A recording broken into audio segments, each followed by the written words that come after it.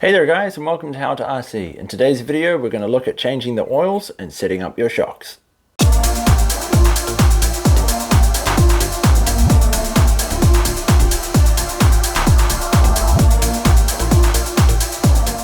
Okay, so the first step you're going to want to do is remove the shocks from your RC vehicles so they're easier to access and we can drain the fluid from them. But before we get to that guys, if you're new to this channel and this is your kind of thing and you're into this techie sort of stuff, be sure to hit that subscribe button down below, and if you enjoyed the video at the end, be sure to give me a like because it would greatly help me out. It'll also provide the algorithm with information so that other people can see this video also.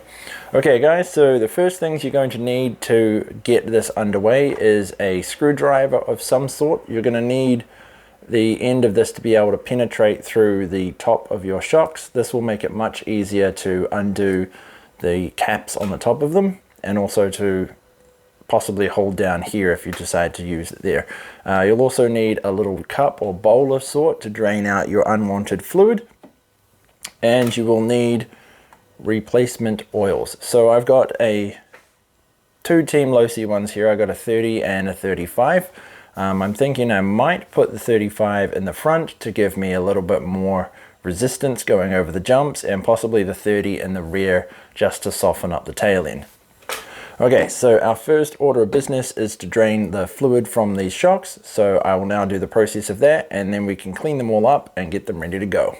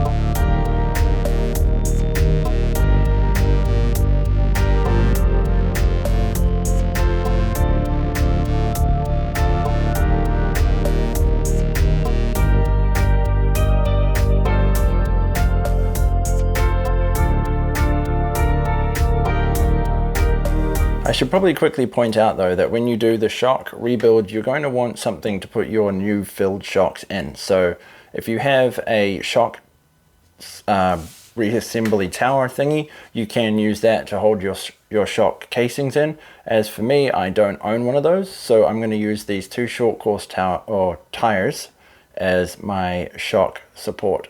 So I'll just put these all in here as they're filled up, and that means at the end when we do all the preloads, they're all ready to go and no oil will fall out. Okay, without any further ado, let's get on with the filling.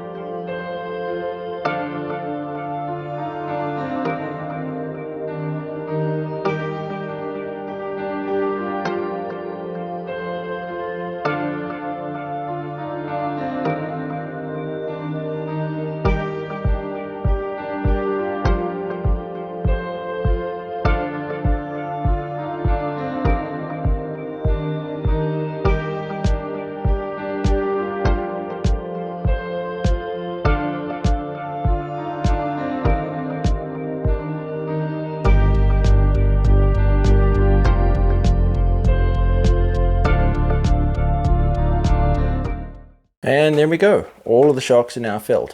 So what you want to do, as you may have seen in that clip before, as you go through and fill each shock, you want to go through and remove any air bubbles that may be in there. So to remove those air bubbles, you slide the plunger up and down inside the chamber to clear any bubbles. This will then prevent any sort of failure in your shocks later on down the track when you're running around with your RC car. Okay, now that these shocks are filled with oil, we can set their preload. So what you want to do now is push the shaft all the way to the top so that you can see the piston, pull it down, and then push it up a small section. This will create your preload for your shocks and prevent them from overshooting. So what you want to do then, once you've got your preload, screw on your cap, and this will lock your chosen preload setting onto your shock so that it will not move and cause your chosen preload to shift. And there we go.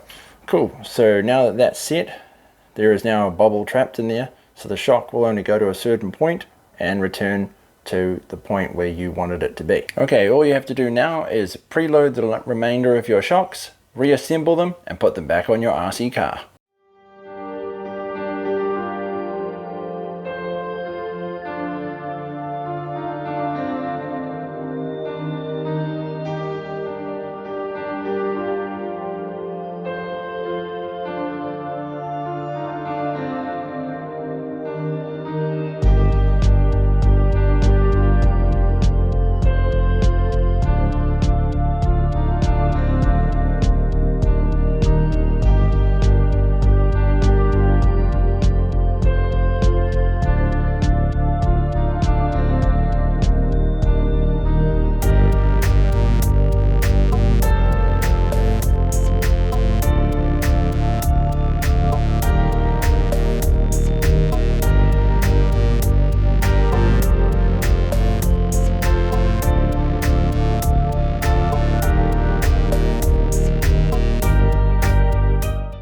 Voila! You have now successfully refilled your shocks. They should now operate and work way better than they did before. If they were fresh out of the box on a new RC vehicle, it may not have been necessary to change it, although the stock factory settings aren't tailored for custom. So if you want to get the vibe and make your car perform the way you want it to drive, then shock changing is definitely an option, especially when it comes down to changing the fluids. If you enjoyed this video, guys, be sure to give me a like. It would greatly help the channel.